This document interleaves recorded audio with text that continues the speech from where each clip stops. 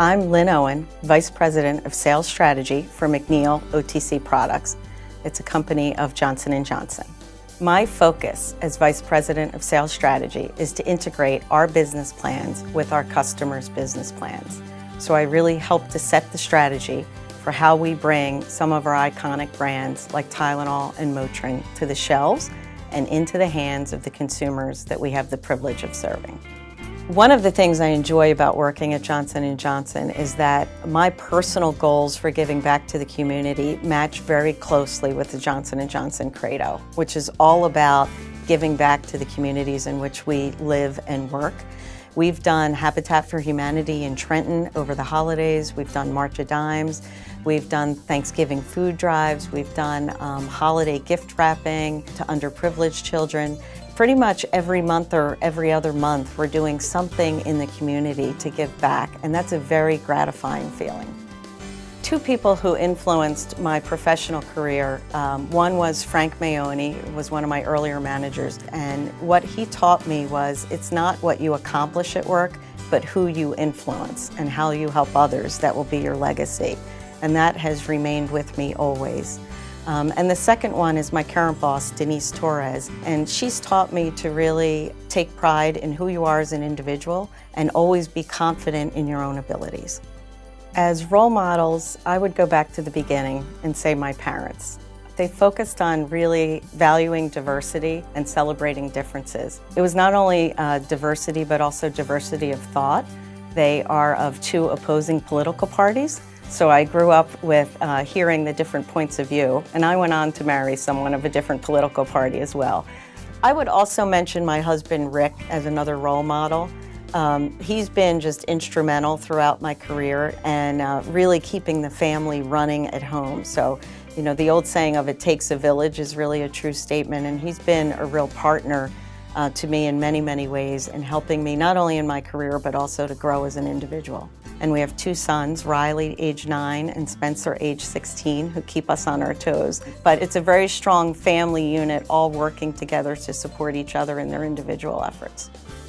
I think I've been a role model for others in a couple of different ways. The first is, I would say, I choose my attitude when I step through the door every day at work. It's something I learned very early on, that you can bring your bad mood or a bad morning to work, and it's really contagious. The second thing that I've done that I think helps in role modeling is to keep my promises. I think it's an integral part of being a leader in the organization and also a trusted business partner. And the way that I build trust is by delivering on those commitments or communicating when I can't make them. My leadership style is more of a coach. I try to hire very good people, give them the tools that they need to accomplish the task, set very clear goals in terms of what we're headed after, and then get out of the way. I'm currently a mentor to 9 other women in the organization, and I was a co-founder here of the Women's Sales Leadership Connection. And this is a group that was started from the grassroots up to help connect women across the country and to better network and understand the leaders of Johnson & Johnson. In my personal life, I coach and mentor college-age women as well. Part of that is choosing a career path. It may even be choosing a college.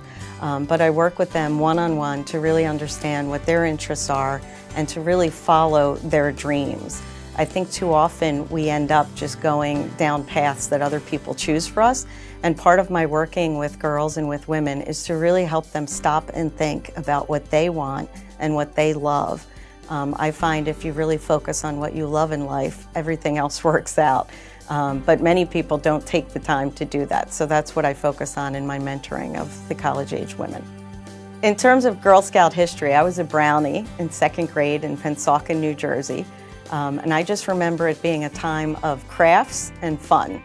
My one piece of advice to the Girl Scouts is a quote that I love from Henry David Thoreau. And he said, "Go confidently in the direction of your dreams and live the life you've imagined."